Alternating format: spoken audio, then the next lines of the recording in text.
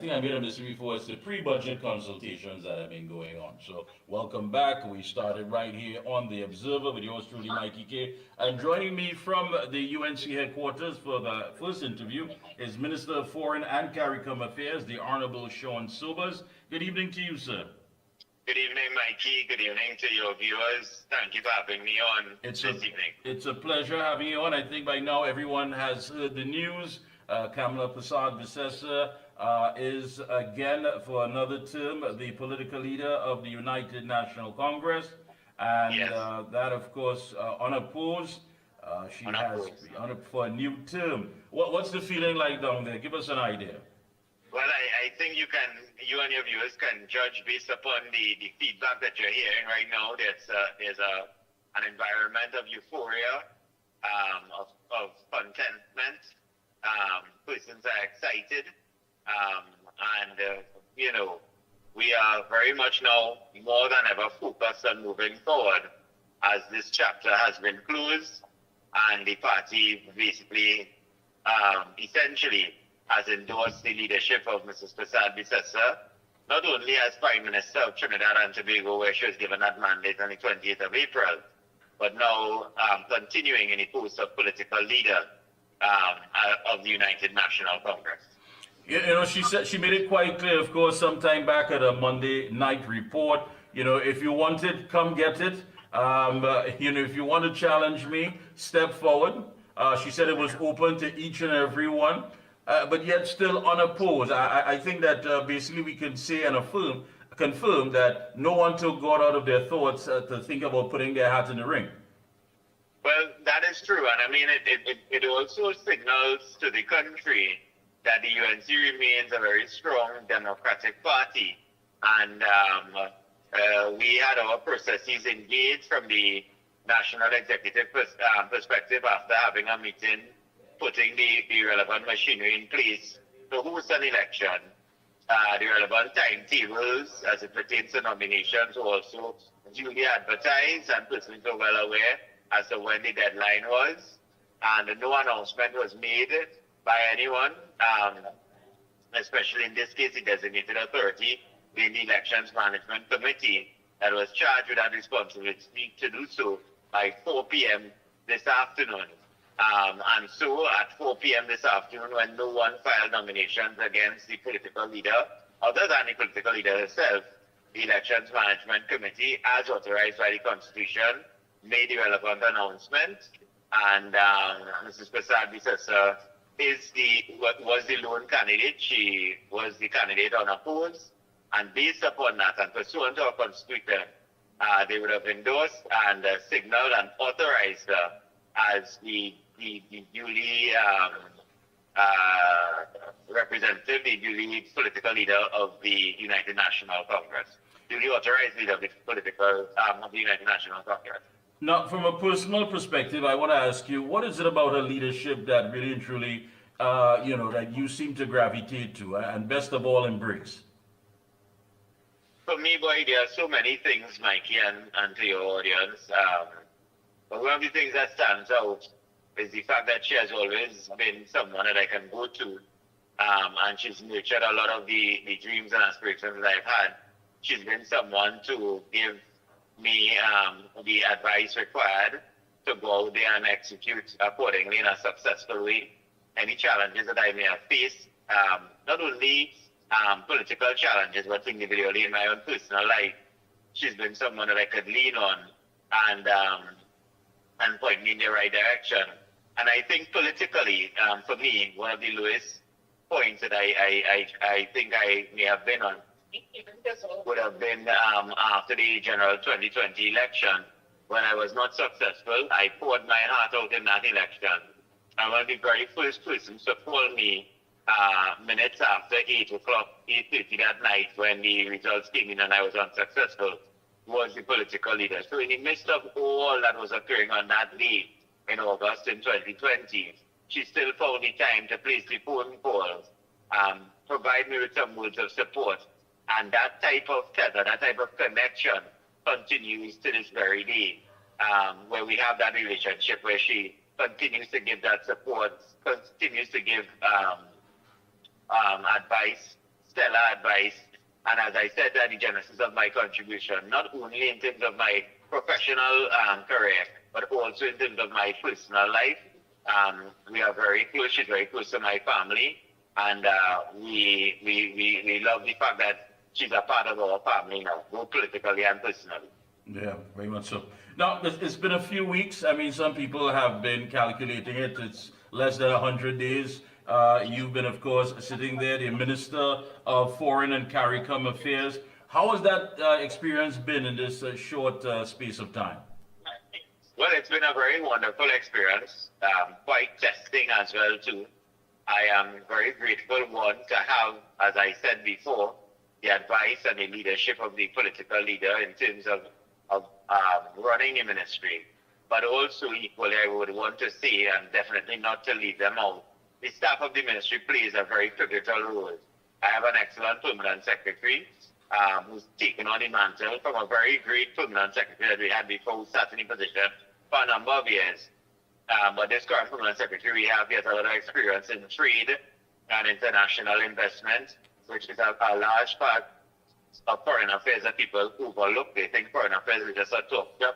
But we have a lot, or a huge role to play in engineering those trade and investment deals, also that will be down to the benefit of the country, pursuant to our relationships with many different nations. And then in terms of the staff complement of the ministry, a lot of praise needs to be heaped upon them as well too, because they play an extremely pivotal role in all that I do. I can rely on them from everything that I get myself engaged in. I get very competent briefs from them, and they are always available. It's a 24/7 job, this Foreign Affairs Ministry, and I have 24/7 support. Wonderful. You mentioned something, and I think a lot of people don't understand just how important is it for us to have good diplomatic relationships, not just within our CARICOM region, but of course internationally as well. Just how important is that? Well, let me tell you something. Every single economic, national security, energy, cultural, political issue that may take root in some form or fashion has to come from some ministry. The Foreign Affairs Ministry is that ministry.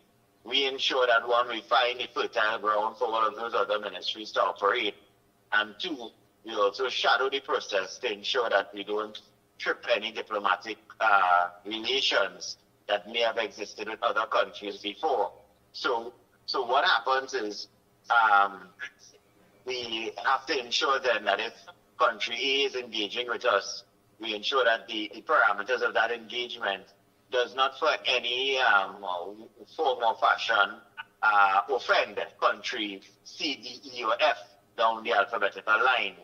And that is one of the things that we manage. So we work with all the ministries on their memorandums of understandings, on their contracts, on their procurements from foreign countries and jurisdictions, mutual relations that we would have in terms of cooperation, and all of the things that I mentioned with politics, energy, economics, education, culture. So the ministry plays that pivotal role in beginning that relationship, and then cultivating that relationship to not only its I wouldn't say its end, but moving it on so it to adapt and morph into something even bigger or better as the months and as the years go by. Yeah, we have so many different platforms, as when you talk about TikTok and Instagram and all of these platforms, which highlights the lifestyles of people across the region and internationally. You spoke at one of the post-cabinet conferences recently, and you said that if people wanted to move throughout the Caribbean, they had to get a CSME skills certificate from the Ministry of Foreign of CARICOM Affairs. We've been hearing so much about the CMSE for quite some time. You have people who say, listen, I want to go and perhaps do some barbering or some work in Jamaica, Antigua, as the case may be. Why has this become so challenging to have such a policy up and running? Well, Mikey, I would want to humbly correct that statement if it is, or sentiment, if it is one that is being passed on or even um, transferred. You see, essentially, the position is this. The CSME skill certificate is not a difficult thing to procure. Once you have the relevant certificate that has been recognized by a competent institution within the region, it is simple for you to now make an application to the Ministry of Foreign Affairs, and the CSME division under the ministry will entertain the application and grant it accordingly. What is happening now is that there's a conversation that has been taking place for some time to widen that ability for persons to procure the CSME skill certificate. And basically, to an extent, not abolishing it, but building upon it, so that persons are now being able, or they would be able now to freely move throughout the region without this skill certificate. So if you fall under one of the categories that is currently captured by the CSME, barber, a security person, a lawyer, a doctor, an engineer, an architect, you take your certificate from UE or wherever else you procured it, get the CSME's unit to vet it, and then they provide you the skill certificate and you can move throughout the Caribbean region. What this new proposal is about is that you don't need to have that skill certificate. You don't need to fall within one of these categories, and you can then basically just move on throughout the Caribbean on your own volition and settle, in varying jurisdictions. Some jurisdictions have conditionalities as opposed to others, but that is the conversation that is being had. We believe as a government that conversation needs to go through a consultative process now with the country at large to figure out whether or not Trinbagonians want to open themselves up to that type of movement. And that is what I indicated at the press conference. Yeah, I know, because many people are saying that the feedback is it's a bit challenging to get everything set up as far as documentation, what have you. But basically what I'm hearing from you is that the process is not as difficult as many would believe.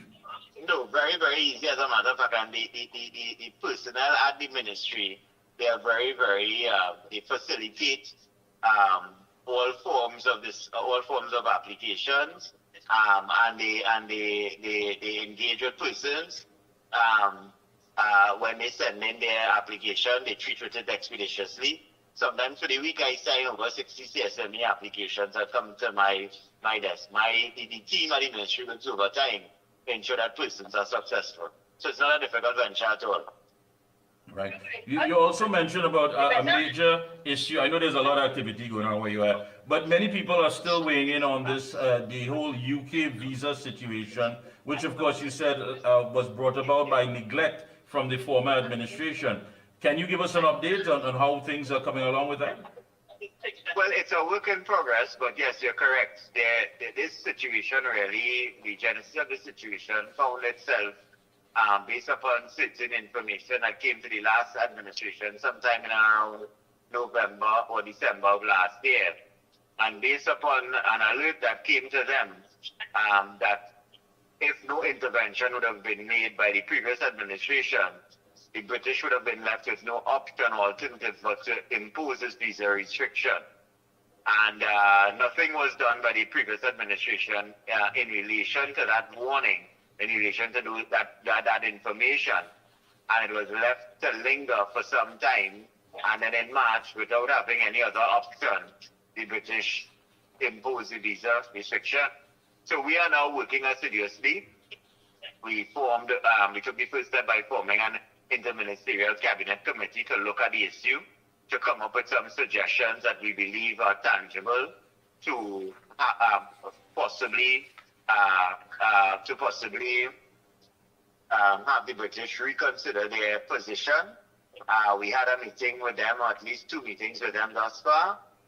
We have had some proposals put to them, and they are now considering those proposals, and we expect them to get back to us within short order.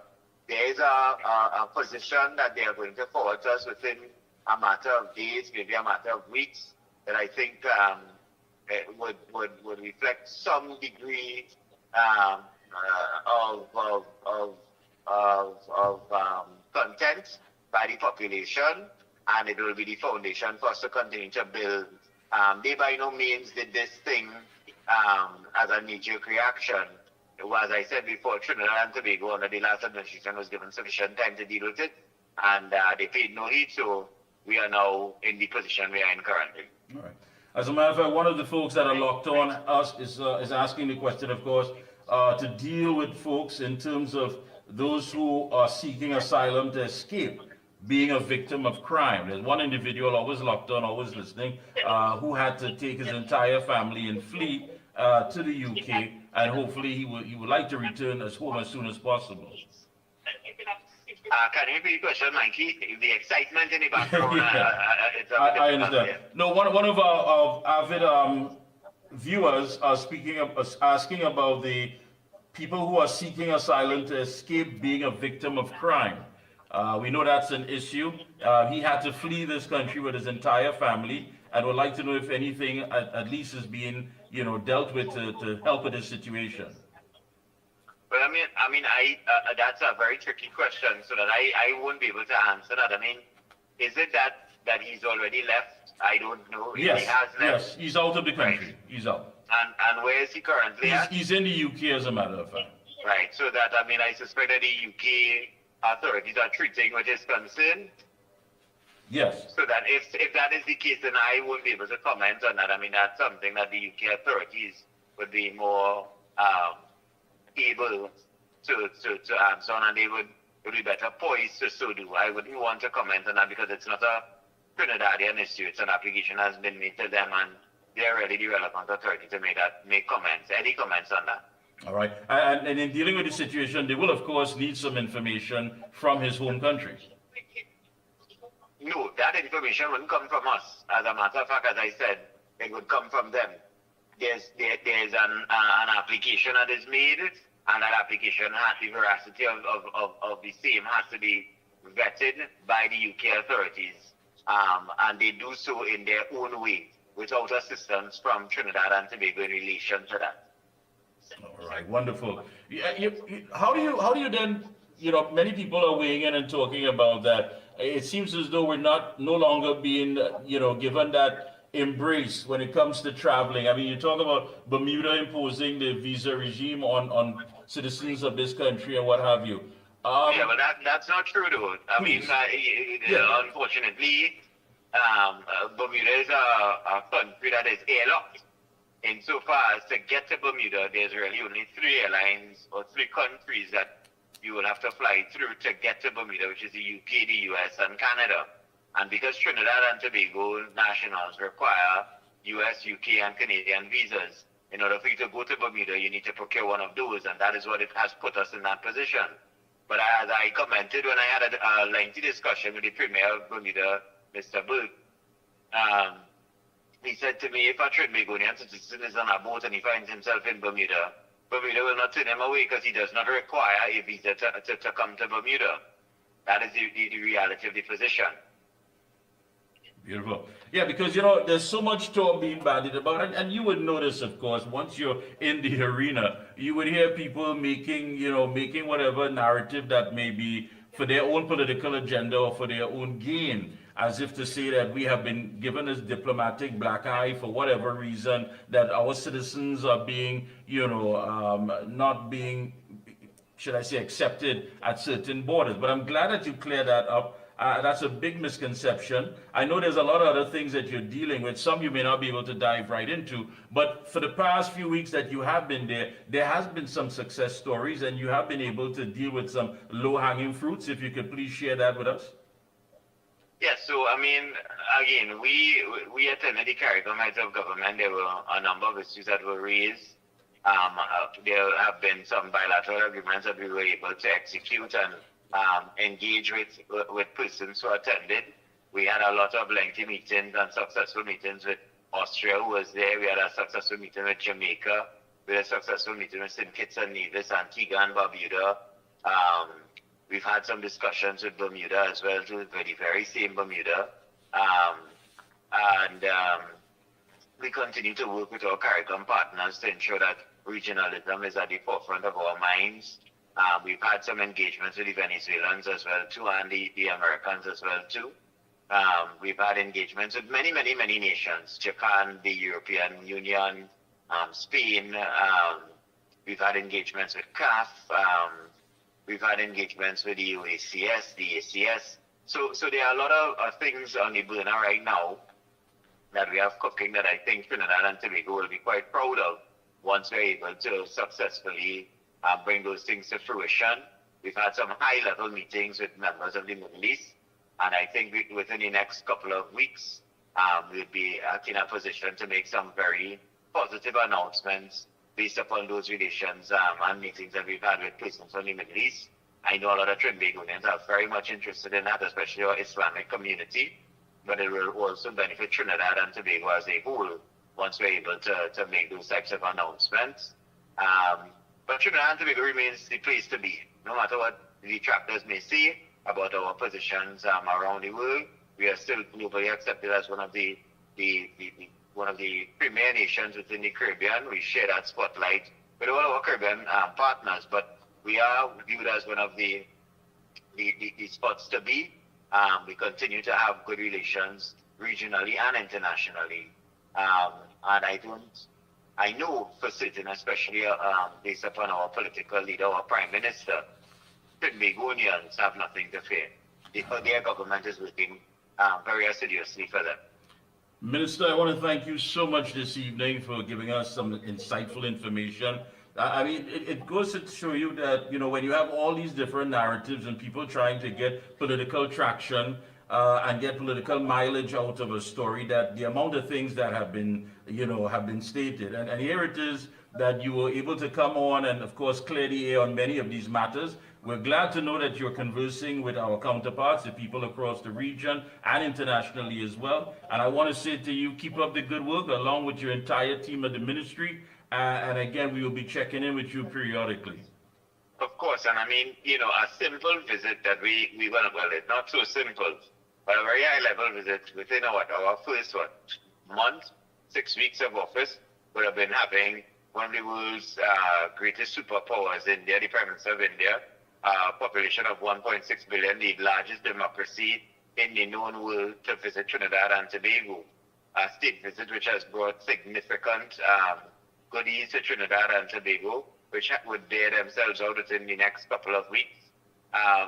And that is all based upon the astute leadership of the Prime Minister and an all-of-government approach, which we've been seeing throughout our campaign and as a new government, an all-of-government approach in terms of bringing the resources, bringing the government to bear, bringing the government to the people and not the other way around. That disconnect no longer exists, and that is the type of governance that you would go to expect and appreciate from this particular administration. Foreign Affairs is playing its part, and will continue to do so successfully. Right. Before you go, I just need to ask you, in your constituency, I know there's been pre-budget consultations, is that correct? Yes, we've had pre-budget consultations last week Tuesday. This Tuesday coming up, we will have our stand your ground consultations. We have a batch of attorneys that will be joining us there. We expect to have a bumper-to-bumper crowd of persons who will be there as well too. And we hope that persons will be well informed when they leave the meeting as to what the government's position is on this particular matter. All right. I want to thank you again so much. I know you want to, of course, get involved in the celebrations down there at the UNC headquarters. Again, thank you so much for taking time out this evening and giving us the information that we so much look forward to and clearing the air on many of these issues. Thank you so much again. No problem, Mikey. Thank you. Keep up the good work. Thank you. Cheers to your viewers. Bye-bye. Thank you. Well, folks, there you have it. That's the Minister of Foreign and CARICOM Affairs, the Honorable Sean Sobers, of course, giving us some insight on what's been taking place at his ministry and his entire team. And again, many people have been making it, seem like as if we are being blacklisted from whatever. But he said, no, there's been conversations that have been going on, not just regionally, but of course internationally, as far as even the Arab states. So very interesting indeed. Don't forget, Turmeric XL is a once daily turmeric supplement that allows you to get the benefits of a large dose in a very small, easy to swallow capsule. Turmeric XL contains a proprietary ingredient, ultra curcumin, which has been shown in humans to increase the levels of bioactive curcumin in the blood with 45 times more active curcumin than the competition. So you actually need way more turmeric than you think to see the benefits. So please, pick up your bottle of Turmeric XL today. We'll be right back after this short message. Where does disease start? It often begins silently. No pain, no symptoms, just inflammation quietly damaging your body. Our choices: food, stress, pollution, all feed inflammation. Chronic inflammation is the root cause of many modern diseases. You can't go back in time, but you can start addressing inflammation before it becomes disease. Omega XL is a natural inflammation fighter clinically researched with over 30 fatty acids and no fishy aftertaste. Available Caribbean-wide at pharmacies and health food stores. Call 1-868-225-0410 for more information.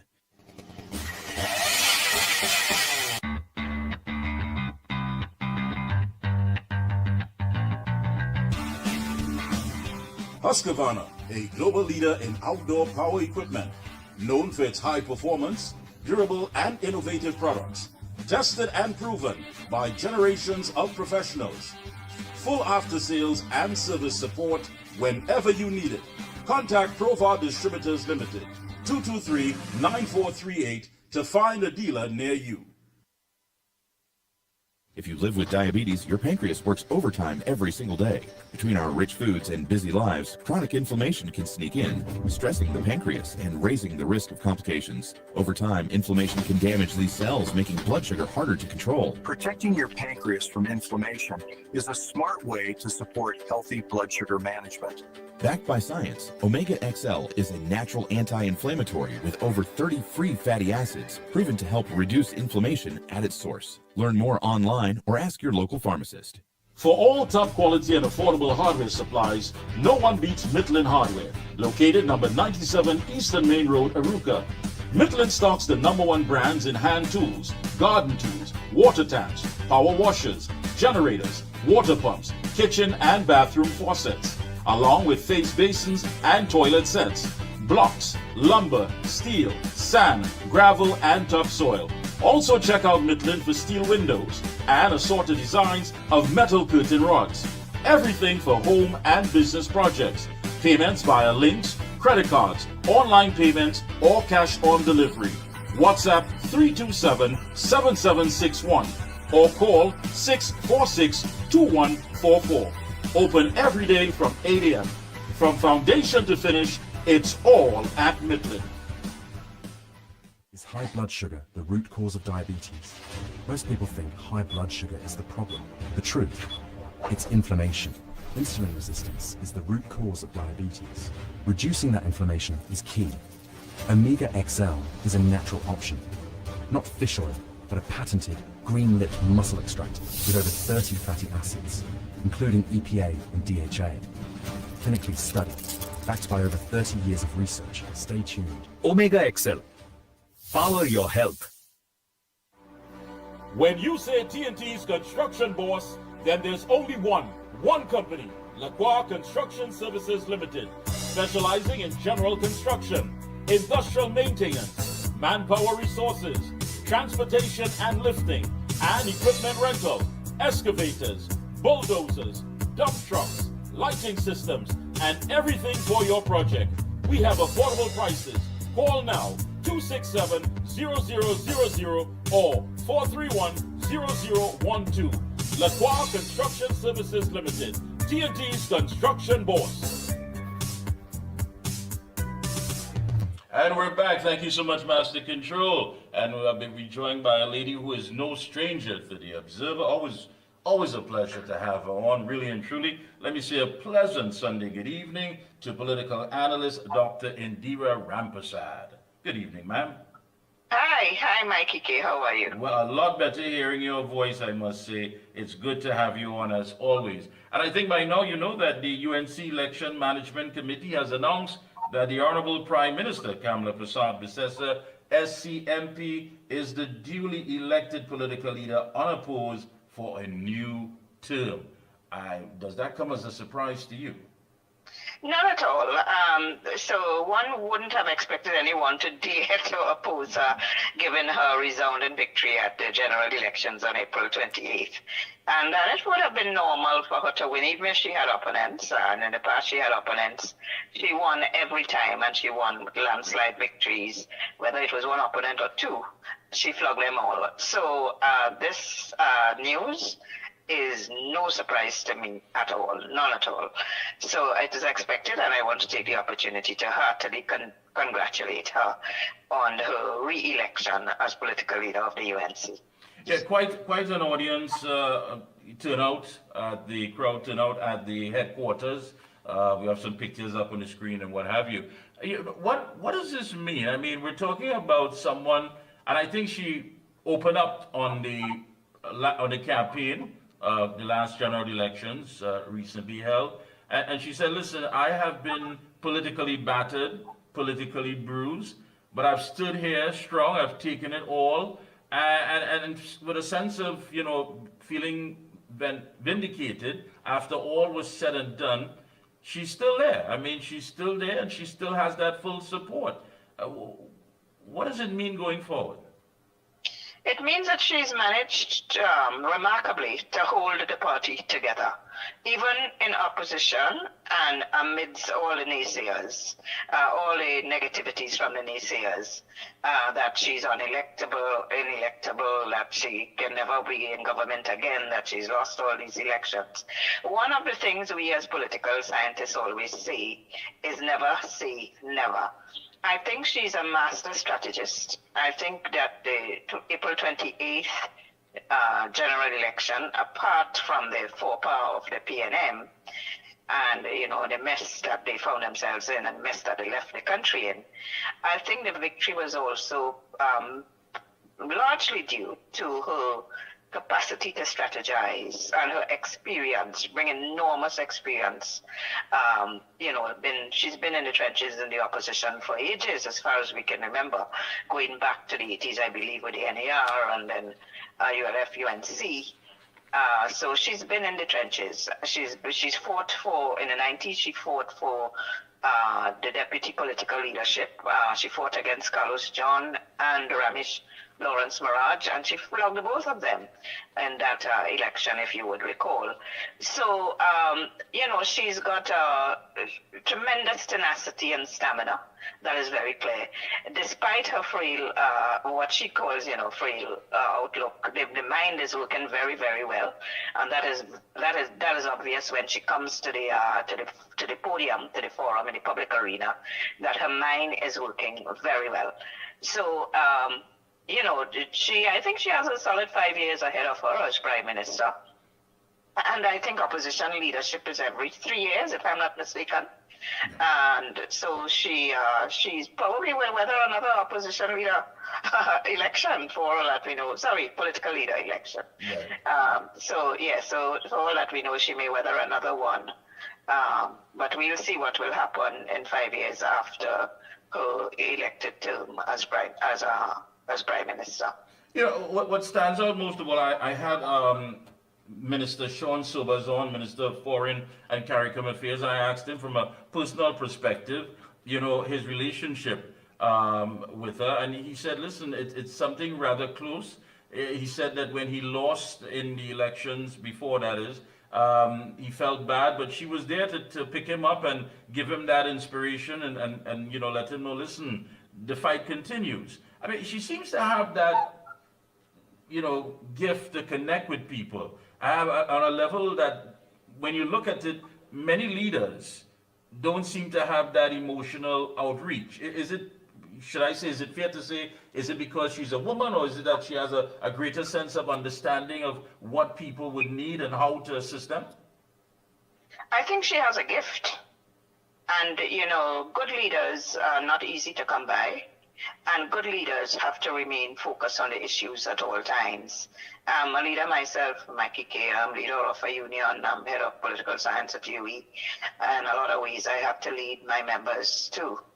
And have to, it's like sometimes my vice chancellor actually commended my leadership of the union, and these were his words that, you know, you have to walk on eggshells sometimes, because it's precarious, it's dangerous sometimes, and you have to be careful of crushing everyone beneath or falling over the cliff, so to speak.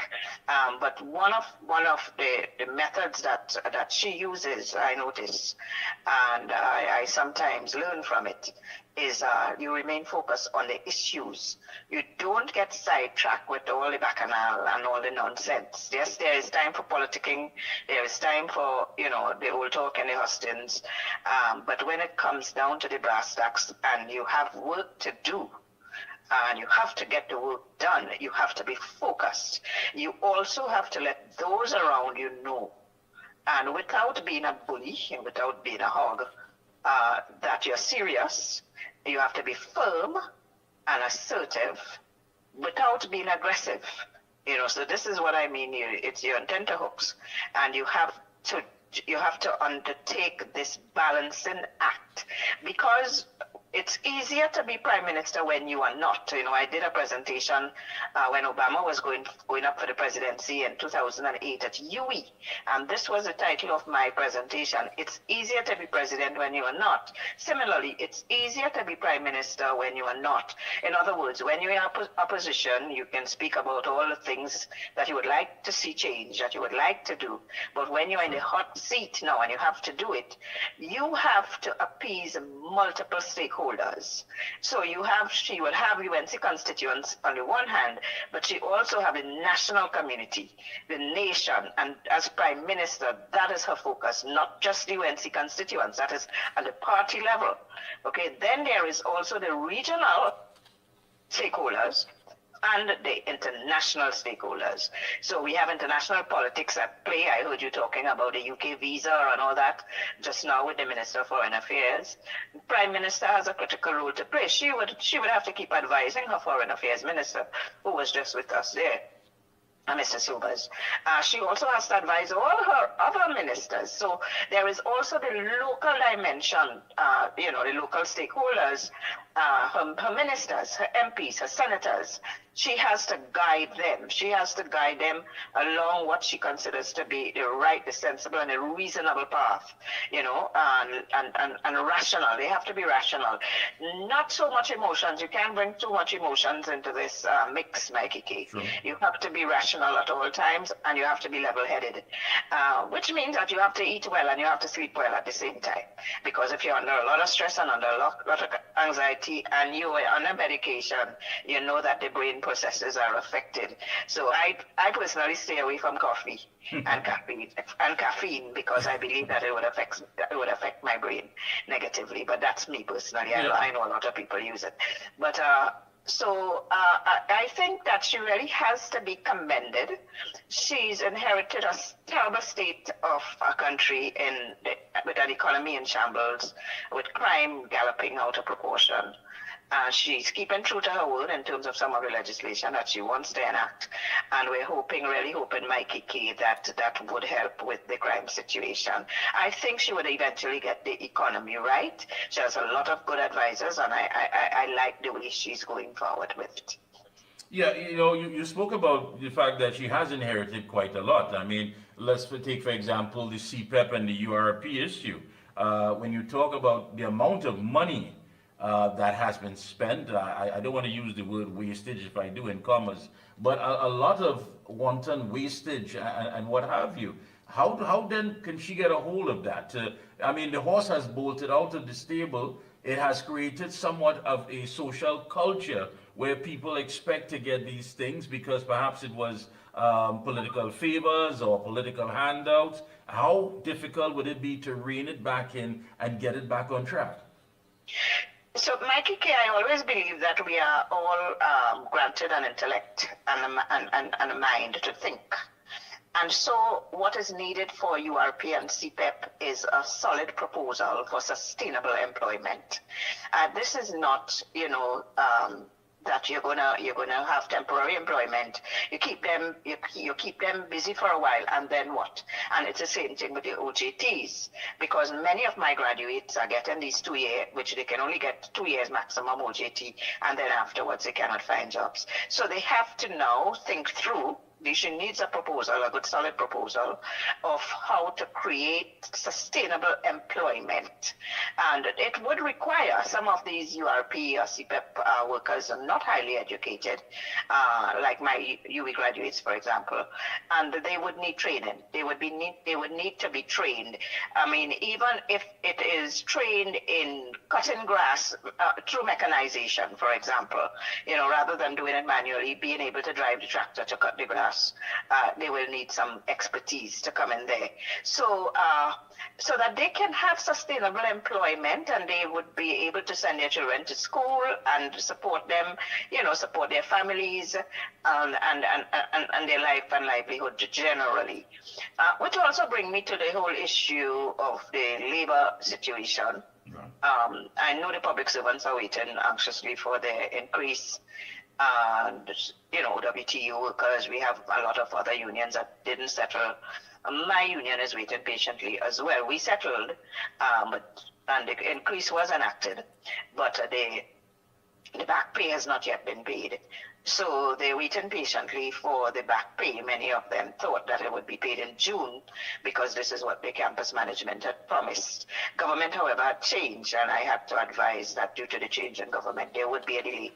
But, the 2% and the 2% that the last government was throwing at the workers led to some extent the trade union movement joining with the UNC and eventually forming the government. So they would have contributed to the victory as well, and that has to be addressed. I understand it's 2 months, April 20, May, June. We're going into 3 months. 3 months, yeah. And that's short in the lifespan, but hopefully by the end of the year, they would get a Christmas package. I'm talking generally of the unsettled wage negotiations for these unions. Yeah, but what do you say when you hear people weigh in and talk about the fact that, listen, we want it now? I mean, there has been no sort of negotiations going on for quite some time, but they expect that, listen, this is what we voted on, this is what we expected, and we want it as quickly as possible. Does that put some sort of pressure on the Prime Minister and her team? But then, in fact, if it's not there, what needs to be done?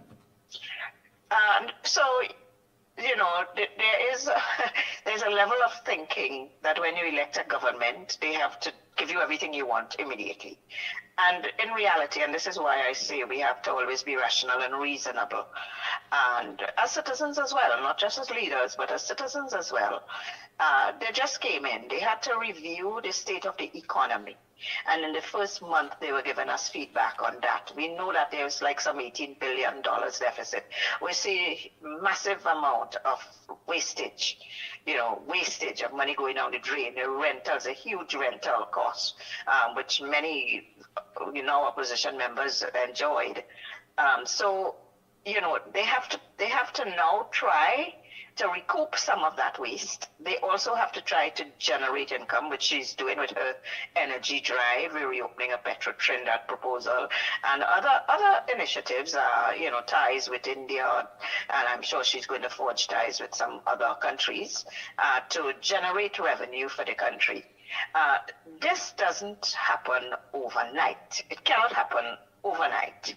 So I think what may happen with the trade union settlement, the over anxiety that we experiencing, it came with an expectation that if you win the election, you made a promise, if you win, you would pay. But you can't pay it. You couldn't have promised that you would pay it in a month or 2 months.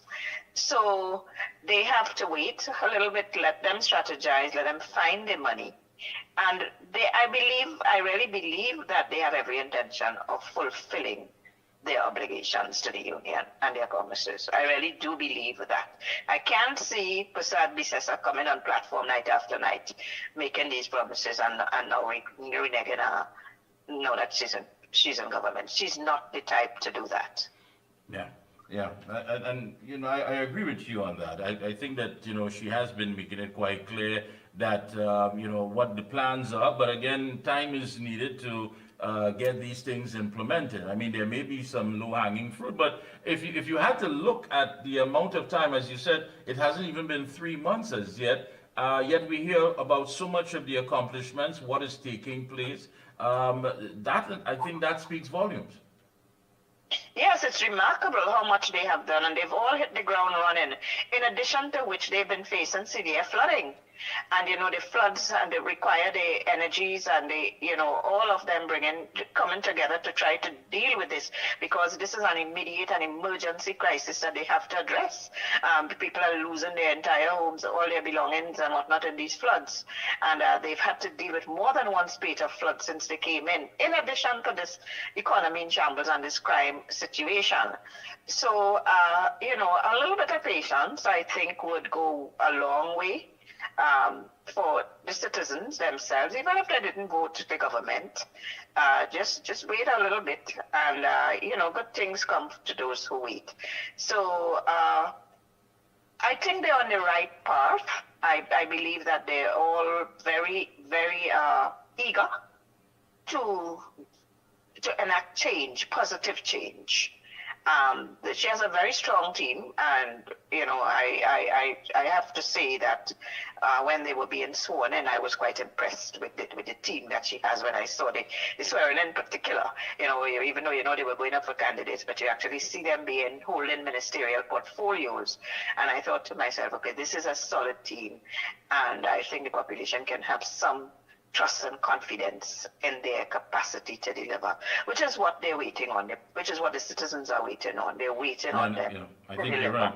I think you're right. Now, when you look at the role of the opposition, I mean, one would think that it would more to weigh in on, you know, accountability, transparency, and the issues in the interest of the citizens to make sure that, you know, good governance is being brought to the table. But when you hear certain statements that can be a bit divisive and being used by, I believe, one Marvin Gonzalez, the way how the boards are being put together, making comments as such as he doesn't know whether he's in Bombay or New Delhi, as the case may be, making, you know, talking in such a manner. What does that tell us? I mean, what's expected to gain from that?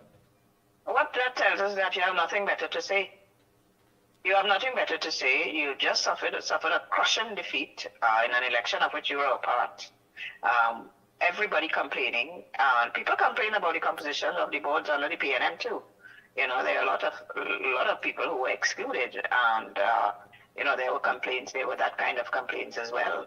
But the point is that what they need to do is to try to be a little more proactive and take a more positive stance on how they're going to rebuild the PNM, because that party is now in a mess.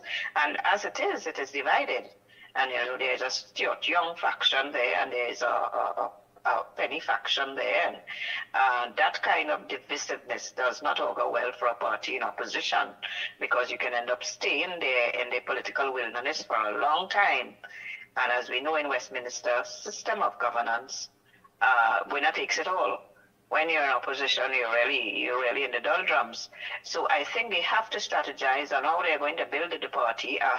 A robust and a strong opposition is important for a healthy democracy, and I would always support that. I'm glad to see that Prasad Bitesa, even though unopposed, still held the elections for the political leader of the UNC, because that is a democratic way to go.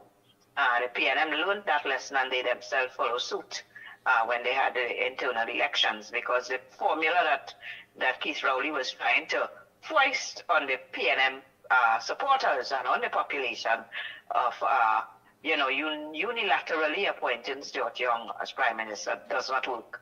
It backfired badly, as we saw on April 28th.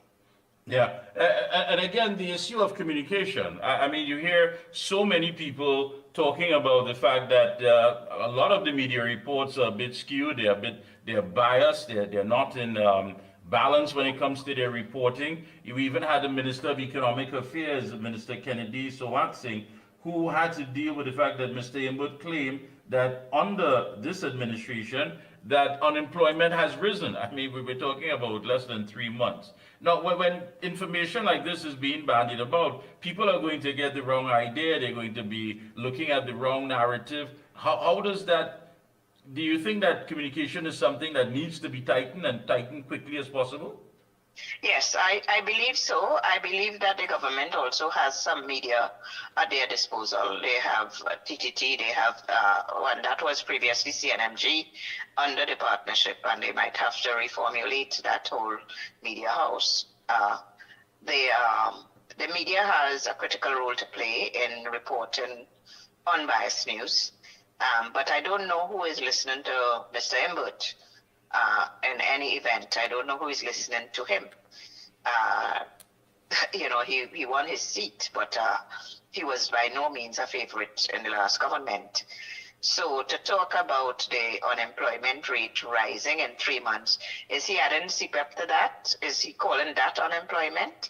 Because what is really happening, and this is my belief, my understanding, is that they're revamping the whole program in order to come up with something better. So to improve it, this is my understanding. I have always questioned their announcement of the inflation rate being 4% or 4.5%, because I see the escalating price of food, fuel, transportation, and housing in the country, and you're telling me about that inflation rate being 4%. Just wasn't adding up at all. So I don't know to what extent he has credibility. I don't know to what extent he has any credibility. I guess it's the responsibility of the media houses to report the news. What I don't understand, though, is why is Keith Rowley holding media briefs? Keith Rowley is nowhere in the political horizon. He has no local standing right now. He's a former prime minister. He's out of it now. He's gone. Yeah, he's a private citizen, yeah. Yes, so why would media houses rush to hold a press conference with Keith Rowley? Who is Keith Rowley in the scheme of things right now? That is what I don't understand. The opposition leader, official opposition leader, is Penelope Beckles. So if you have to hold a press conference on that side, it has to be with the opposition leader, the official elected opposition leader. Keith Rowley is out of it, as far as I'm concerned. I agree with you. Any closing comments? Go right ahead. So I think the government needs to continue to plod on. The citizens, the expectations were high, and this is always the case when governments change. They need to plod on. They need to continue to be transparent and accountable, as they have been doing with the population, to just bring the facts to the people. Regardless of how bad it is, bring the facts to the people. We know the problems. We know the foreign exchange crisis. We know the crime crisis. We know the economic crisis. So we are aware of the crises in the country. The citizens are very much aware. That's why they voted the way they did in April 28th. The government needs to continue to bring the information and communicate with the population, and they need to be frank. They need to be as transparent as possible as they have been, and then they need to show the population how they're going to deal with these problems. All right. I will, of course, be checking in with you periodically very soon. So we're going to have a part 2 to this as we continue looking at these things as they develop in the first 100 days and beyond. I want to thank you so much for taking time out this Sunday evening and bringing to us the clarity that we needed on these issues. Thank you so much again.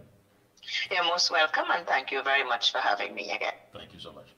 Well, folks, that was political analyst Dr. Indira Ramprasad. Take a short break. We'll be right back here on The Observer. Where does disease start? It often begins silently. No pain, no symptoms, just inflammation quietly damaging your body. Our choices, food, stress, pollution, all feed inflammation.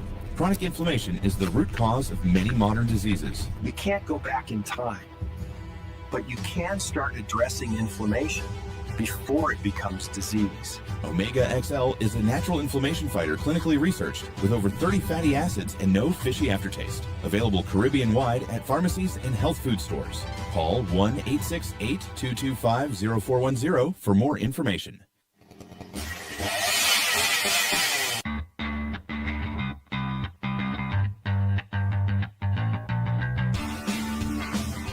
Husqvarna, a global leader in outdoor power equipment, known for its high performance, durable and innovative products. Tested and proven by generations of professionals. Full after sales and service support whenever you need it. Contact Provar Distributors Limited, 223-9438 to find a dealer near you. If you live with diabetes, your pancreas works overtime every single day. Between our rich foods and busy lives, chronic inflammation can sneak in, stressing the pancreas and raising the risk of complications. Over time, inflammation can damage these cells, making blood sugar harder to control. Protecting your pancreas from inflammation is a smart way to support healthy blood sugar management. Backed by science, Omega XL is a natural anti-inflammatory with over 30 free fatty acids, proven to help reduce inflammation at its source. Learn more online or ask your local pharmacist. For all top quality and affordable hardware supplies, no one beats Midland Hardware, located number 97 Eastern Main Road, Arouca. Midland stocks the #1 brands in hand tools, garden tools, water taps, power washers, generators, water pumps, kitchen and bathroom faucets, along with face basins and toilet sets, blocks, lumber, steel, sand, gravel and topsoil. Also check out Midland for steel windows and assorted designs of metal curtain rods. Everything for home and business projects. Payments via links, credit cards, online payments, or cash on delivery. WhatsApp 327-7761 or call 646-2144. Open every day from 8 a.m. From foundation to finish, it's all at Midland. Is high blood sugar the root cause of diabetes? Most people think high blood sugar is the problem. The truth, it's inflammation. Insulin resistance is the root cause of diabetes. Reducing that inflammation is key. Omega XL is a natural option. Not fish oil, but a patented green-lipped muscle extract with over 30 fatty acids, including EPA and DHA. Clinically studied, backed by over 30 years of research. Stay tuned. Omega XL. Power your health. When you say TNT's construction boss, then there's only one company, Lacroix Construction Services Limited, specializing in general construction, industrial maintenance, manpower resources, transportation and lifting, and equipment rental, excavators, bulldozers, dump trucks, lighting systems, and everything for your project. We have affordable prices. Call now 267-0000 or 431-0012. Lacroix Construction Services Limited, TNT's construction boss. Your heart does so much for your body, your life, your loved ones. But modern stress, diet, and lifestyle can tip the balance, especially with every passing day. Heart XL delivers high-potency omega-7 palmitoleic acid from sustainable pollock oil to elevate HDL and support a healthy metabolism. Inflammation and low HDL put your heart at risk. Heart XL's omega-7 helps reduce C-reactive protein and support healthy HDL, keeping your heart strong. Heart XL, nourish your heart, sustain your life. Oh gosh, this place hot. And the AC in this car not working. Check Ryan Air. Ryan Air is ranked among the best in TNT for auto air conditioning service. They specialize in repairing and servicing all makes and models of vehicles and heavy equipment. They also stock a wide range of parts. Give them a call at 640-5828 or visit them at number 41 King Farm Road, Kakarigwa, or email ryanairac@gmail.com. For prompt and efficient service, look no further than Ryan Air.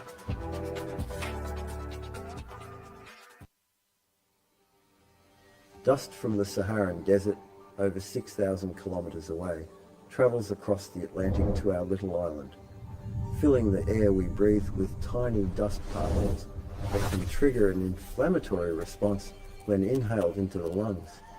Saharan dust travels far and triggers inflammation. Omega XL helps reduce it at the source. Support your body from within. Where does disease start? It often begins silently. No pain, no symptoms, just inflammation quietly damaging your body. Our choices, food, stress, pollution, all feed inflammation. Chronic inflammation is the root cause of many modern diseases. You can't go back in time, but you can start addressing inflammation before it becomes disease. Omega XL is a natural inflammation fighter clinically researched with over 30 fatty acids and no fishy aftertaste. Available Caribbean-wide at pharmacies and health food stores. Call 1-868-225-0410 for more information.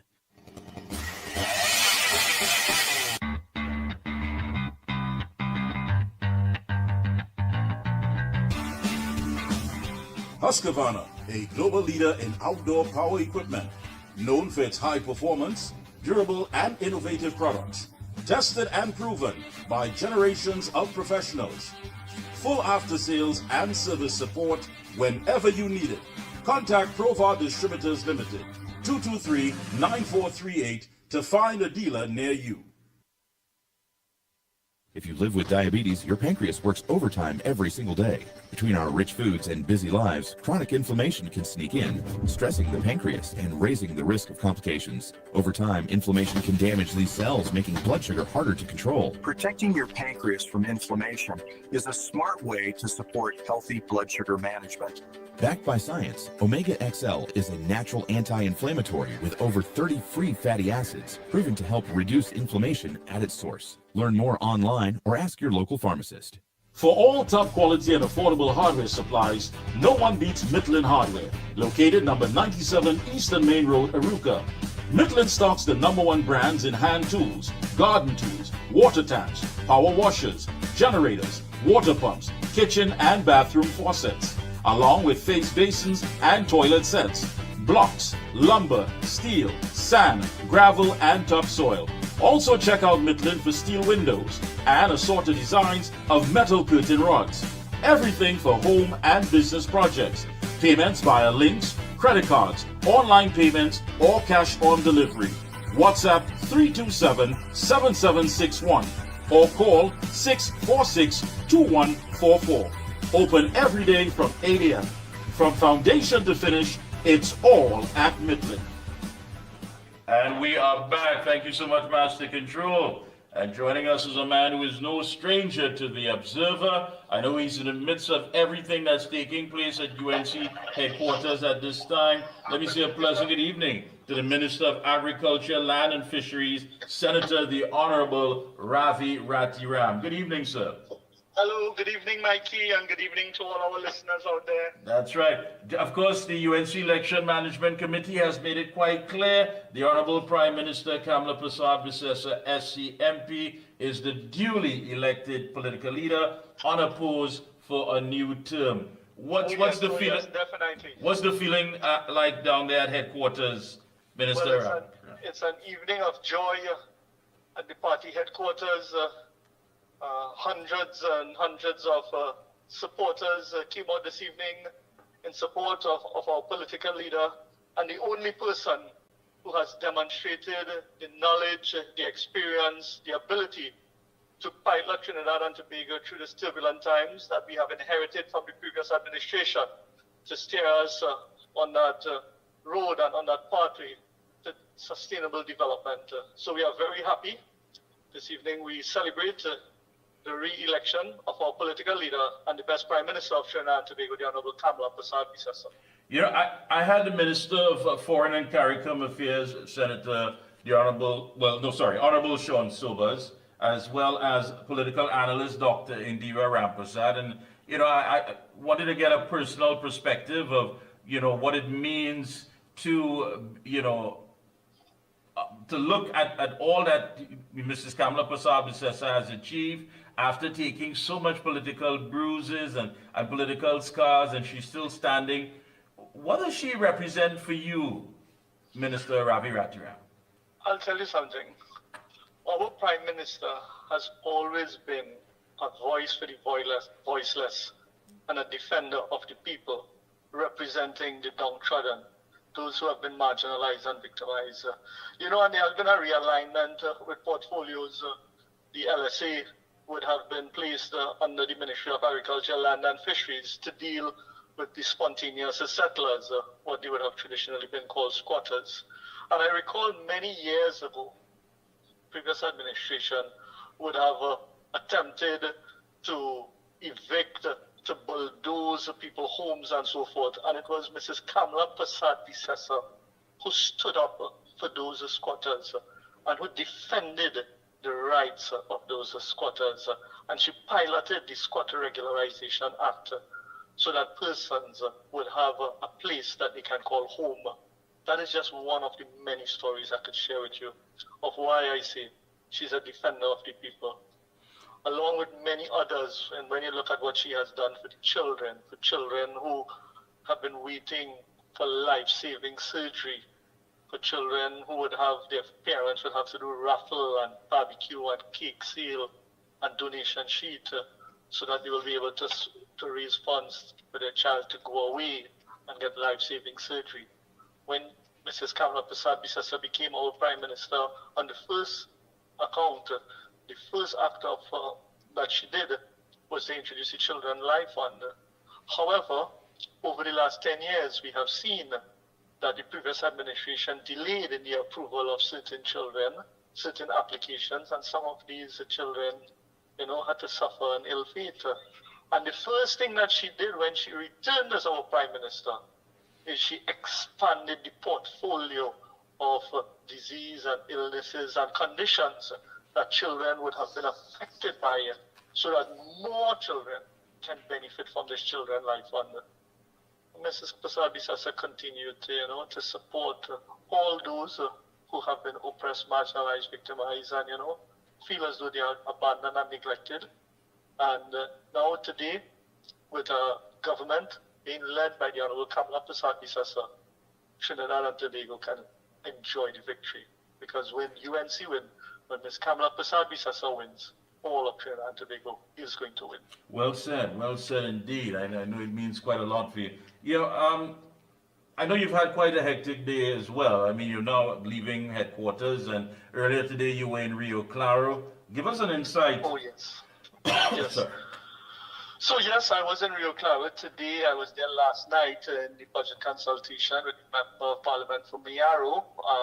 However, today I was invited by the Southeastern Hunters Association for the 41st annual tree planting exercise.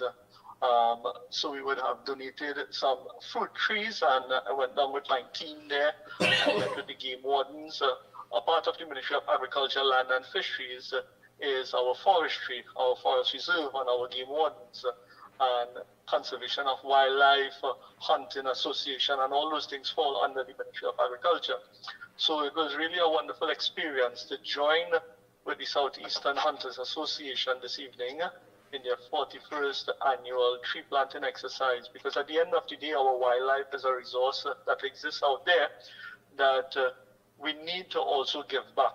So while there's a hunting season and the hunters will go and they will do what they have to do, outside and beyond the hunting season, we also have to continue to give back to ensure that the wildlife population is sustained, that they multiply, so that it is not a resource that becomes extinct.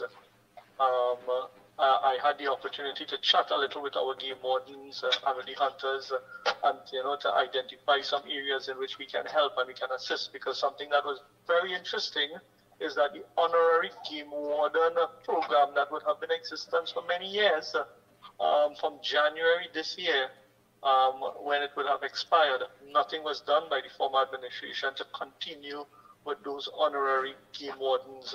And it's important for us to have the honorary game wardens, especially outside of the hunting season, because you have a lot of poaching activity takes place. So it is something that we definitely going to be engaging all the relevant stakeholders and put a program in place to see how we can expand the resource for that industry, and how we can return some honorary game wardens and put some resource to help give us the results that we are working towards. Great. Yeah, Minister Ratiram, we've always heard all of these complaints, with the past regime, access roads, the agriculture sector is not being taken seriously. Young people are not getting involved. We're not doing enough to deal with our local food bill. And the list goes on and on. And I know for sure you have sat with your team, you've gone over these things, you've looked at different areas. It's been less than 3 months, but I'm sure that you've dealt with some low-hanging fruits, no pun intended, but you've dealt with some issues that one can look at as accomplishments in your first days in office. Oh yes, oh yes. We within the first few days in office, we definitely have been working 24/7, meeting with all the relevant stakeholders and seeing how we can achieve to harness and pick those low-hanging fruits. So you would have seen where we would have met with the rice farmers, or from since last year they would have prepared their area, their acreage for rice cultivation, and they were not receiving their seeds. So we would have done the rice seed distribution, getting those areas back into cultivation. We have already said that 5,000 coconut seeds. We have the coconut that came in from Brazil. It's a high disease resistant, high water nut that we would have brought in from Brazil. So we have that set in our nurseries, and we're going to be distributing that across the country for farmers, so we can, introduce proper good genetics into the coconut industry. We've been meeting with the cocoa farmers to see how we can rehabilitate the cocoa estate. At one point in time, we would have had over 90,000 acres of cocoa under cultivation, and we have fallen now to around 4,000 acres. When Trinidad and Tobago fine and flavored cocoa is #1 in the world, where last year the gold medalist came from the Ecclesville area, right in the constituency of Mayaro. I had the privilege of meeting with that team in a previous consultation that I did. So those are some of the different areas that we have been tapping into. Within recent time in the agriculture sector, the pig industry had an incident that the Ministry of Agriculture moved very swift, because I don't know if you pick up at it, but about 3 weeks ago, there was a positive case of the porcine reproductive and respiratory syndrome. It's a virus that affects the pigs. And a lot of citizens was, wondering whether there will be pork for the Christmas. There's a famous parang, I want my piece of pork for the Christmas. And, citizens were a bit concerned about it. But at the Ministry of Agriculture, we moved swiftly to place that farm in quarantine. And there was another neighboring farm that was suspected. We placed that second farm in quarantine also. And we did sample testings from several farms around that area. The first farm that tested positive, we were able to fully contain the virus in that area, because none of the other farms, even the second one that was placed in quarantine, this week the chief veterinary officer has lifted that quarantine, so that farm is safe to proceed in the activities, and all the other farms in the area is safe. That farm that was originally tested positive, those animals will be removed from the system. So the long and short of it is, one, the porcine reproductive and respiratory syndrome virus is not a zoonotic disease. It cannot be transferred from animal to human beings. Humans are safe. And there are no other farms in the country that has tested positive for that virus. So our pork industry is safe. The pork meat is good for consumption, so citizens don't have to be worried about it. And I will have to use the opportunity to congratulate the officers in the Ministry of Agriculture for their swift approach. But something that stood out to me is that when these situations present themselves, there is no funding for emergency expenditures within the Ministry of Agriculture. So just last week, we would have gone to Cabinet with a note introducing a new line item for emergency situations, whether it is virus outbreaks, whether it is our fisher folk is affected with an emergency, whether it is farmers are affected with an emergency situation that presents itself. There were no line items in the draft estimates to treat and deal with that. We are now going to be introducing that new line item. When we deal with the budget next year, we will be dealing with the emergency fund to treat and deal with these type of scenarios, so that the officers within the system will have the resources to protect the industry and the different sectors. And let me ask you, there's also been some concerns over the Food and Drug Division of the Ministry of Health, reports that it has been functioning since 2014. Well, I will leave that for the Minister of Health to speak on. There's stay in your lane, stay in your section. Right. So just as how we do it for the carnival season, I will stay in my section. But there are some matters that I know Minister of Health is working on. But I will defer that for Minister to treat and deal with at another interview. Yeah, and again, as far as younger people getting involved, you hear that all the time, Minister Rathiram. Young people are not, embracing the agricultural opportunities. They're not getting involved. What say you?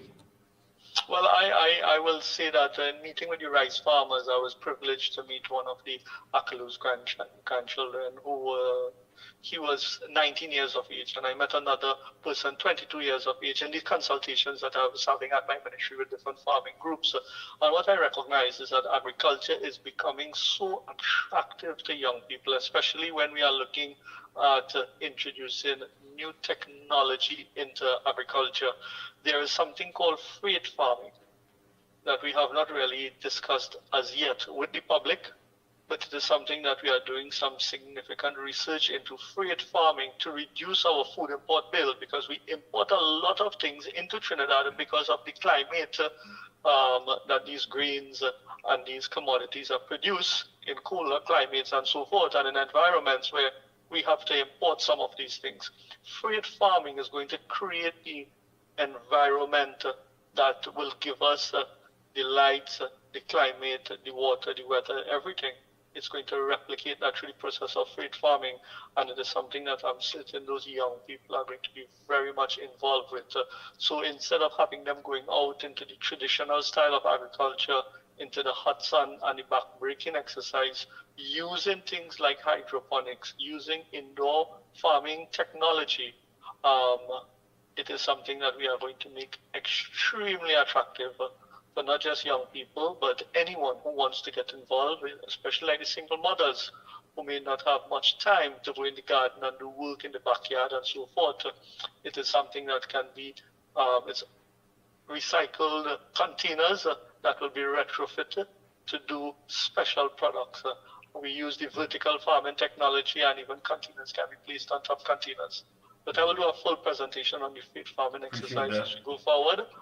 But it is something that is going to be new, it's going to be modern, it's going to be technologically driven, and it is going to revolutionize the whole agriculture sector here in Trinidad and Tobago. Before you go, I need to ask you as well. In the last administration, there was a lot of talk about food, the processing sector, but that seemed to have been monopolized, even by some of the senior government officials. I wouldn't call any names. What are you looking at as far as that entire rollout for the agro-processing sector? Well, agro-processing is going to definitely be a big thing that this government is going to be investing into. We have to be thankful to Prime Minister Modi for the recent investment into the agro-processing sector. By his donation, the government of India would have donated $1 million in agro-processing equipment to Trinidad and Tobago. So we are in the process of setting up a cassava processing plant that is going to convert cassava into cassava flour. And we are encouraging farmers and persons who have land that is not in use. If it is you're looking for an opportunity and you're looking for something, investing into a field of cassava is actually something wonderful, because through the Ministry of Agriculture, we are going to be taking that cassava now, processing it through our agro-processing facility, and introducing more and more cassava flour on the market. Cassava flour is much healthier than the traditional wheat flour. The glycemic index is better with the cassava versus wheat, and a lot of our citizens out there are affected with things like diabetes. Cassava is healthier for those persons versus traditional wheat flour. So cassava is one area that we're going to look at, but there are several other areas of agro-processing that is going to add value to the agriculture sector, whether it is canning of pineapples, whether it is sweet potato, and we're introducing the sweet potato fries. I have already had conversations with another agro-processor who is willing to purchase over 10 tons of sweet potato on a monthly basis from our farmers. That is a wonderful opportunity, because the price that the agro-processor is offering farmers is going to be a very attractive price. So we will be doing the MOU with the players involved, and we will be publishing that, so that we will now be introducing sweet potato fries on fast food menus with very popular international fast food franchise that we may have in the country, it is something that we are going to introduce because, again, the sweet potato fries are healthier than the traditional Irish potato and the potato fries that we consume.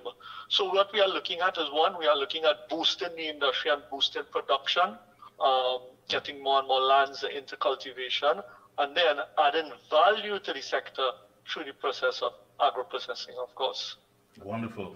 Finally, I know you also mentioned recently to revisit the compensation process for farmers, those affected by flooding. Well, that is going to extend beyond just that. It's going to extend to what is a farmer, who is registered as a farmer, who is not registered, how can persons become a farmer. People may not have the land. They would have been farming on the land for many, many years. Their grandfather, the father would have been using this land, and because they passed on, they have not been able to get the lease in their name. They can't get a farmer's badge. And when they are affected by floods and so forth, they get no support system. So we are looking at using production and persons who are producing, because you can't be good to produce during COVID, where we would have registered everybody who was producing should not have go. And we would have been buying from all these farmers out there, registered or unregistered farmers. We buy and produce during the COVID pandemic. We registered them in NAMDEVCO. NAMDEVCO is part of the Ministry of Agriculture, but the Ministry of Agriculture doesn't recognize them. So it is something that we are working on to resolve this whole problem of farmers having the challenges in getting the farmer's badge and so forth. And as soon as we get the necessary cabinet approval, we will definitely be speaking more on it as we go forward. And the predator larceny, the squad, I know that the last time we spoke, well, that time you were in opposition, but you were talking about the fact that farmers are still going through the headache of dealing with people who are out there just hell-bent on stealing their crops. Yeah, predator larceny has been one of the main challenges that the agriculture sector would have been facing for many, many years. It was something the predator larceny squad would have been introduced back in 2013, somewhere there, under the UNC administration. And when we left office in 2015, what we saw is that entire predator larceny squad going down. Even the vehicles and so forth, as the vehicles are out on the road, there is regular wear and tear of these vehicles, and incidents and accidents do occur to the best and safest of drivers out there. But because of the bad road conditions, there's wear and tear on the vehicles. One, we need to provide vehicles and resources for predator larceny unit. So this is something that 3 weeks ago, I would have engaged the superintendent to get all the vehicles in the predator larceny unit back up and working, and I'm happy to report that the vehicles have gotten repaired. The vehicles are back up. The fleet of vehicles belonging to the squad is working. There's a significant amount of vacancies that exist in the predator larceny unit. It is something that we are hoping in the next financial year that we should be able to fill some of those vacancies once we have the resources for it. But something that we would have discussed in our manifesto, which is integrating predator larceny with the police service. And that is something that we are in discussions with municipal police, which falls under the Minister of Rural Development and Local Government, Minister Khadija Amin, and Minister of Homeland Security, Minister Alexander. So what we are looking at is a comprehensive approach to treat and deal with the issues of predator larceny by harnessing the security apparatus to help our farmers. So a farmer may not have to leave Cedrus or Mayaro to come to Craignish or Diego Martin to come to Farm Road to treat and deal with a predator larceny matter, but they may very well be able to go to the nearest municipal station that they will get the relevant support that they need to treat and to address the predator larceny concerns that they may have in their community.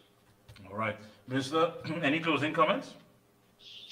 Well, I would first of all, I want to thank you very much, Mikey, for the work that you have been doing in, having this program and getting the information out there to our listeners. Thank all the listeners who have been with us and tuned in, and encourage them to share this platform, because I know a lot of information is disseminated through this platform. So I want to encourage them to share this platform.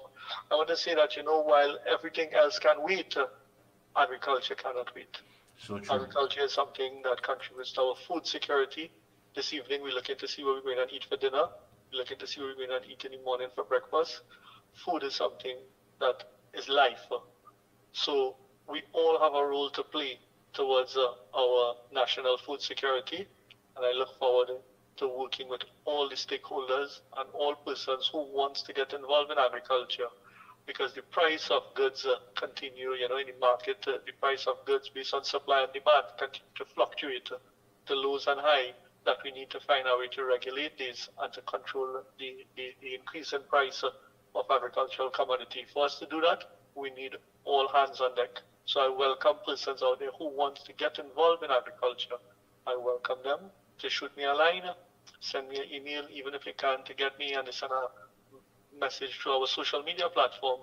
We will respond and we will keep in touch and see how we can empower citizens out there to become part of our agriculture drive to make Trinidad and Tobago a food secure nation.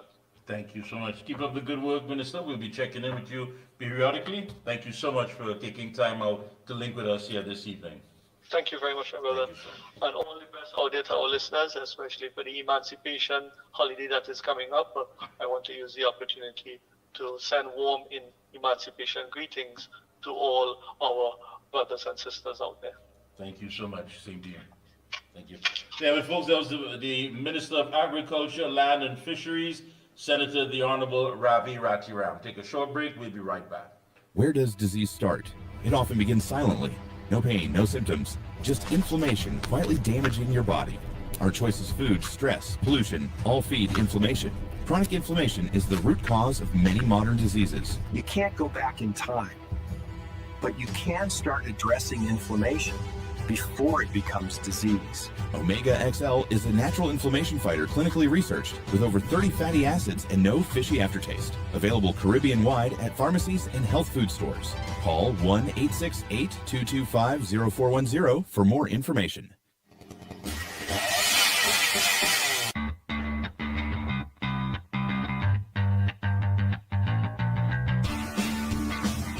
Husqvarna, a global leader in outdoor power equipment, known for its high performance, durable and innovative products, tested and proven by generations of professionals.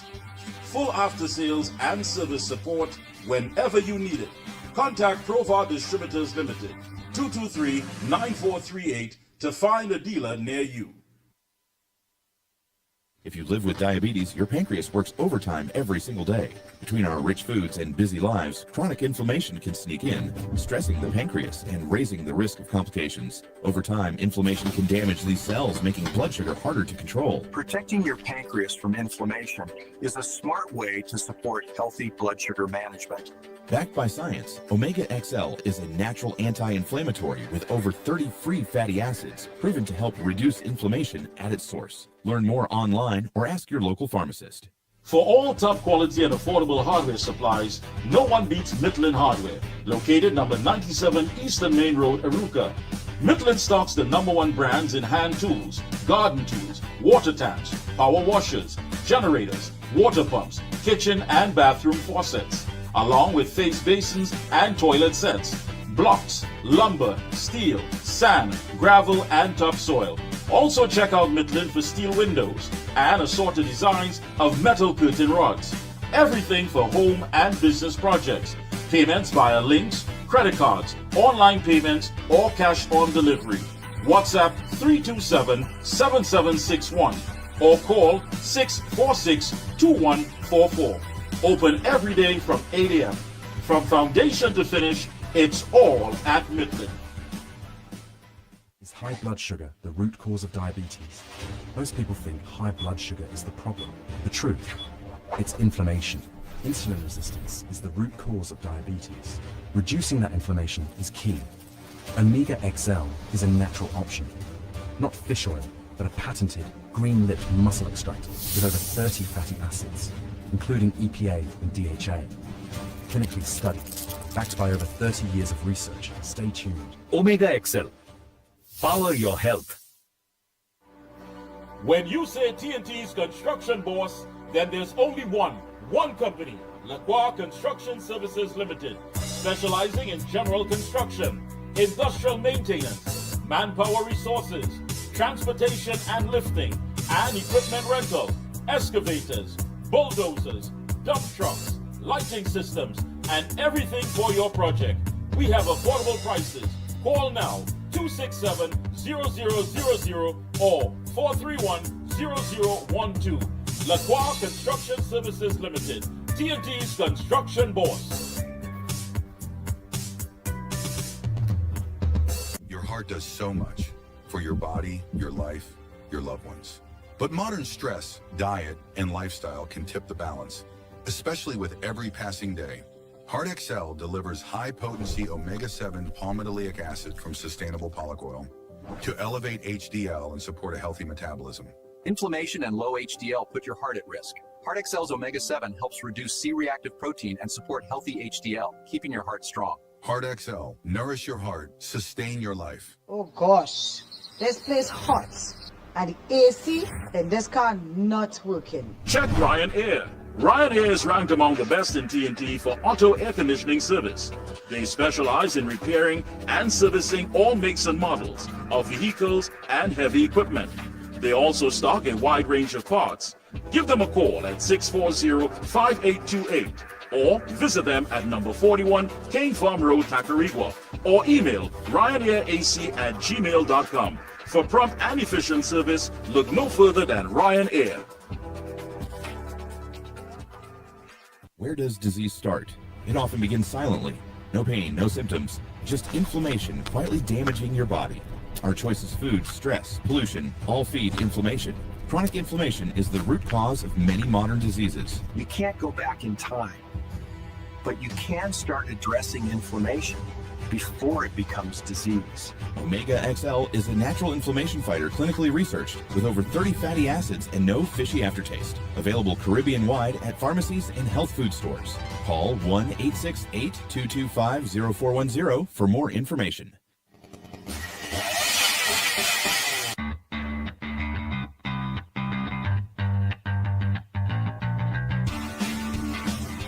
Husqvarna, a global leader in outdoor power equipment, known for its high performance, durable and innovative products, tested and proven by generations of professionals. Full after sales and service support whenever you need it. Contact Provar Distributors Limited, 223-9438 to find a dealer near you. If you live with diabetes, your pancreas works overtime every single day. Between our rich foods and busy lives, chronic inflammation can sneak in, stressing the pancreas and raising the risk of complications. Over time, inflammation can damage these cells, making blood sugar harder to control. Protecting your pancreas from inflammation is a smart way to support healthy blood sugar management. Backed by science, Omega XL is a natural anti-inflammatory with over 30 free fatty acids, proven to help reduce inflammation at its source. Learn more online or ask your local pharmacist. For all top quality and affordable hardware supplies, no one beats Midland Hardware, located number 97 Eastern Main Road, Arouca. Midland stocks the #1 brands in hand tools, garden tools, water taps, power washers, generators, water pumps, kitchen and bathroom faucets, along with face basins and toilet sets, blocks, lumber, steel, sand, gravel, and topsoil. Also check out Midland for steel windows and assorted designs of metal curtain rods. Everything for home and business projects. Payments via links, credit cards, online payments, or cash on delivery. WhatsApp 327-7761 or call 646-2144. Open every day from 8 a.m. From foundation to finish, it's all at Midland. Is high blood sugar the root cause of diabetes? Most people think high blood sugar is the problem. The truth, it's inflammation. Insulin resistance is the root cause of diabetes. Reducing that inflammation is key. Omega XL is a natural option. Not fish oil, but a patented green-lipped muscle extractor with over 30 fatty acids, including EPA and DHA. Clinically studied, backed by over 30 years of research. Stay tuned. Omega XL. Power your health. When you say TNT's construction boss, then there's only one company, Lacroix Construction Services Limited, specializing in general construction, industrial maintenance, manpower resources, transportation and lifting, and equipment rental, excavators, bulldozers, dump trucks, lighting systems, and everything for your project. We have affordable prices. Call now 267-0000 or 431-0012. Lacroix Construction Services Limited, TNT's construction boss. Your heart does so much for your body, your life, your loved ones. But modern stress, diet, and lifestyle can tip the balance, especially with every passing day. Heart XL delivers high-potency omega-7 palmitoleic acid from sustainable pollock oil to elevate.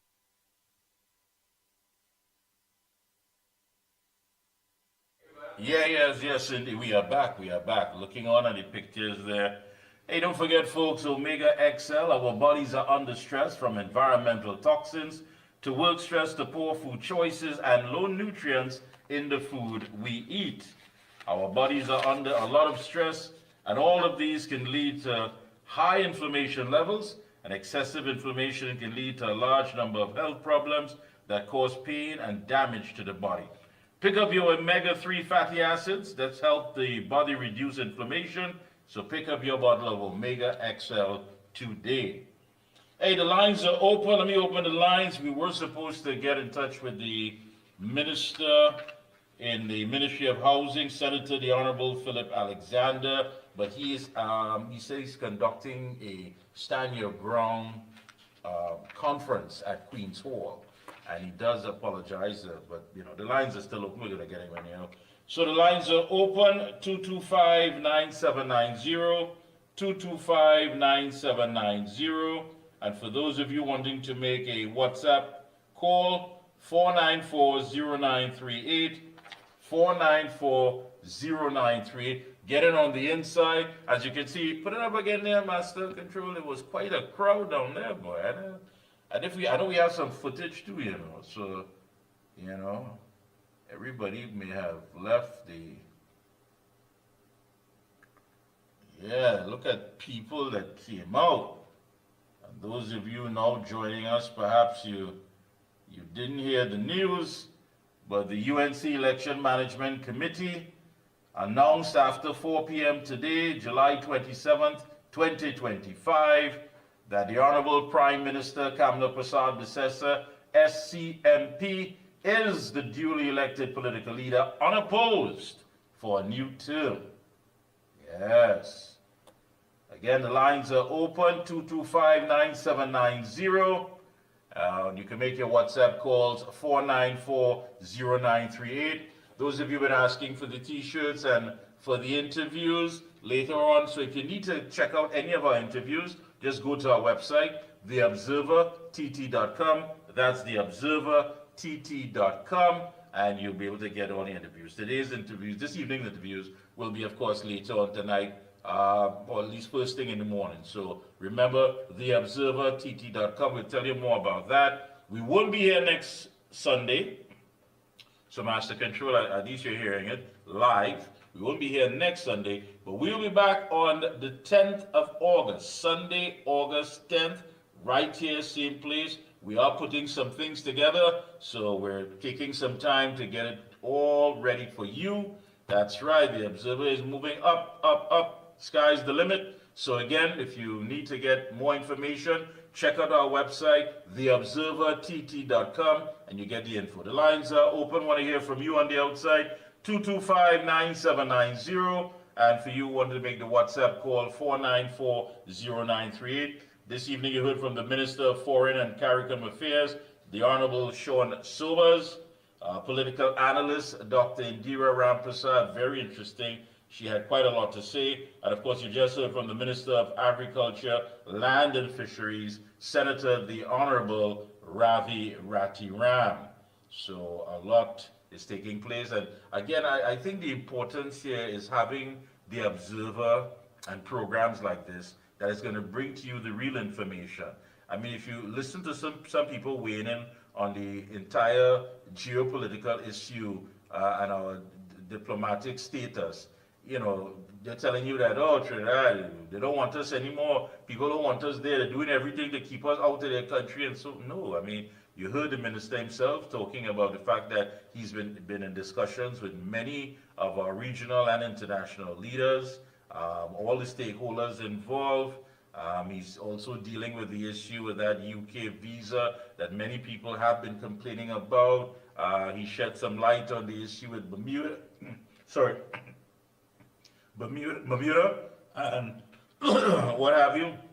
So quite interesting. So yeah, still getting over kind of rough little the dust and what have you in the air. But the sinus is well and ready to go. So folks, again, 225-9790 and 494-0938. You can weigh in on the issue. And again, we will be back here on the 10th of August. That's Sunday, August 10th. And we're going to be bringing you some serious information. So you don't want to miss that. And again, the Honorable Kamala Prasad-Visesa, Prime Minister, SCMP, unopposed, and again, serving in the capacity as political leader of the United National Congress. Does it come as a surprise to you? I mean, does it come, you know, many people were saying that I don't think anybody would even try to entertain the thought of putting their hat in the ring or, you know, going up there and opposing her. My thing was, there were so many people who had so much to say. How come they didn't, this was their golden opportunity, man. So, you know, I found it strange. Good evening. All right, we missed that one. 225-9790. 225-97. Yes. Hello? Oh, boy. Try it again. If not, you can make a WhatsApp call or try the 225-9790. Master Control, I hope we don't have an issue with the lines. Those of you. But did it come as a surprise to you? I mean, you know, people were like, well, nobody, as the Prime Minister, nobody in that thing to go and put herself there. But so many people waited on the fact that, you know, she was this, she was that, she was, it's time that she pack up and go. But this was the time, and she said it at a Monday night report. She said, made it quite clear on stage. You want it? Come fit. Nobody showed up. There were no takers. So, I mean, you know, I think there are people who would have understood when it was said to them, look, listen, man, all right, let me try this different here. Hello? Yeah, good evening. Yes, hello? Is this the Observer? Yes, it is. I'd like to get in on the program. You're on the program. Go ahead. Well, Mikey. Yes. Yeah, I have a little problem, and I know this is concerning problem right now. What happened? The wife is having a little problem with her old age pension to start getting it. I don't know if there's a number I could get on to someone who I could speak to concerning that. All right, and that's a health issue? No. It's not a health issue. What happened, she did some traveling. And what happened, on the passport doesn't have the date, on the stamp that she returned back. So the officer, the pension office is insisting that we have to get a date that she traveled. But we are having a problem on that. All right. Here what? Yeah, that's immigration division, so that would be an issue. Was that Control? What's that? She has to go down to the immigration division. Where is that? That's in Port of Spain or Richmond Street. Okay, but do you have a number for them there? Here what? Give me a call after 10 a.m. tomorrow. Just give me a WhatsApp call or call me direct, 494-0938. Okay, good, I'll do that. Thank you. Thank you so much. Appreciate that. All right, I am looking at a issue here, which is quite interesting. Yes, good evening. Hello. Yeah, you're live. Mikey? Yes, I'm here. Mikey here. Go ahead. Bob, I want to find out something, and you might be the man to tell me this. In a scenario, let me just say, one of these, for some reason, there was the internal election for the political leader. If the political leader was changed, right? What would happen with the present prime ministership? That the new political leader would go in that position, or how does the constitution handle that? Yeah, but that wouldn't affect the prime ministership, you know. This is a party. This is a party election. All right. So the party has its own constitution. Okay. Right. So that person would just go in and will be in the capacity of political leader of the United National Congress. Right. And what The prime minister would still remain the prime minister. Oh, okay. All right, and I'm glad you clarified that further. Is that why you didn't put your nomination in? Maybe next time. But I noticed we had a lot of detractors and a lot of people who had problems with the leadership of the UNC, and for the last year, and I ain't noticed none of them put up their name for this one. I thought I was so surprised. They had so much to say. I mean, you had people who made videos and were criticizing and was harsh with their comments. And you know, according to the prime minister, she said, if you want it, then come get it. Exactly, and now was the perfect opportunity for them to come out and put up their name and vie for the position. Yeah. And that really changes they wanted to make, they could have do it. I don't understand why they didn't simply just, you know, put their... It's like all of them gone quiet for the last 2 months. We are hearing nothing from them. Well, you know, some of them would tell you, boy, regardless of what, nah, she go win that. But listen, if you thought you were so good at it, if you thought that you would make a better leader, this was your golden opportunity. You know, we just have the same problem in the unions when it comes to leadership. You know that? I'm not surprised. Everybody does have a problem with the leader. You're seeing the bad mouthing name all over the media. Anywhere you go, the bad mouthing him. And when they had the opportunity to vie for the position, none of them don't show up. No. Not one of them they show up to put the name. You're right. And from the time the election over, they just started to bad mouth them again. Yeah, that person ain't good enough. Yeah, but you had an opportunity. Yeah, we're going to see what happens. We will see what happens. I'm glad for you. Congratulations to the leader. Same, yeah, I agree. Thanks a lot. Let me see if we can make a little 15 years inside it. All right, thank you. All right. Yeah, thank you. Congratulations to the leader indeed, man. Congratulations to the leader. You know, everybody had something to say, but yet still, just to give you from the media release to all the media personnel, from Ramesh Prasad Maharaj, who was the chairman of the Elections Management Committee of the UNC. He said that today, 27 July 2025, nomination day for the post of political leader of the United National Congress. And we confirm that as of 4 p.m. today, there's no other candidate for the post of political leader of the United National Congress. So very, no surprise, I believe. Yeah, good evening, welcome. Hello, good evening. Hey, good evening. Yeah, how are you? I am okay. How are you doing? Well, just fighting the fight. Okay. This is the Observer program? Yes, it is. You're live. Go right ahead. Okay. Here what? I want to make a comment live. What happened? I had mentioned this on a few occasions here concerning the senior citizen pension, right? Right, yes. And I have been calling these people in the offices, in the local office, which is in Sunny Grande, also to the ministry. I spoke to a couple of people in the ministry.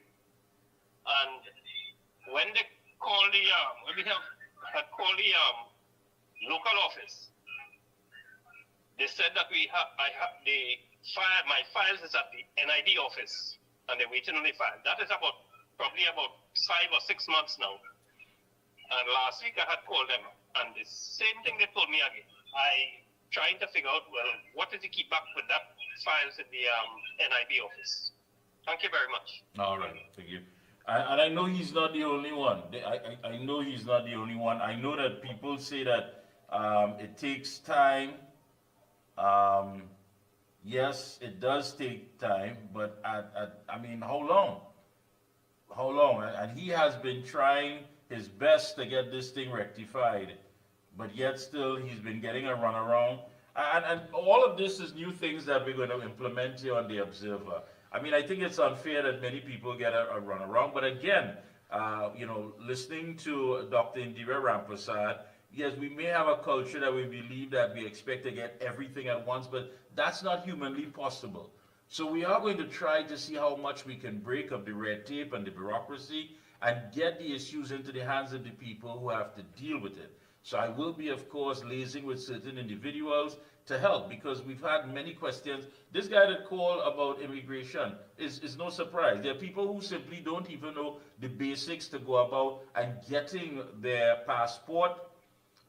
You know, they don't know where to go. There are certain questions that they like answered, what have you. There are married couples, people who are married to individuals who are not born citizens of Trinidad and Tobago, but they do have their resident status over the time, and they want to know exactly things that they can do and, you know, what channels and what have you. So we are going to try our best to assist you and cut through the red tape. That's going to be one of our segments, cutting through the red tape and giving the information that you need and the questions that you want answered to you. So please, as I said, on August 10th, we will be back here, God willing, and we will be having some new segments to assist you and try to see how best we could change this culture of people who believe that it's their God-given right to have things and to have access to things, when in fact it is meant for all of us as tax-paying citizens. So it's not going to be easy, but I believe we're up to the task, and I believe with your assistance and your help, we can definitely get it done. So if there are issues that you need addressed, things that you need as far as questions, now I'm going to be honest with you, we're not going to just be able to solve everything, but we will try to assist you and get you in the right direction and speak to the right people who can look after your interests and give you the answers that you deserve. So August 10th, we'll be right back here. And again, our website, I want to remind you, theobservertt.com, theobservertt.com. We're going to have a gallery there so you can be able to purchase certain things. We're going to put things there for you, the t-shirts and other things, gourmet sauces, you name it. And we're also going to be kicking off our campaign where it is that we'll be trying to help save the lives of the women here at TNT. Too many of them are being abused, and we're losing too many of our women here in Trinidad and Tobago due to violence. So we will try, of course, to deal with that. Let me just take this last call. Yes, good evening, sir. Welcome. Yeah, Mikey. Yes, go ahead. Felix, yeah. Hey, I don't Felix. know if I watching your live. Yeah, I don't know if I watching your live, but Yes, I am live. Go ahead, Felix. Go ahead. Yeah, you said the Minister of Agriculture was. So on that. All right, pal. Yeah, All we were right. talking. Thanks a lot. Appreciate it. Yeah. Yeah, that's what we're talking about. I mean, people are interested. They're interested. And they don't want to get caught up in small talk and everything else that is irrelevant. People want answers to what interests them the most. Folks, that brings us to the end of the program. August 10th, we'll be back. The Observer, again, check out our website, theobservertt.com, theobservertt.com, and get all the interviews and information. Until then, we are out of here.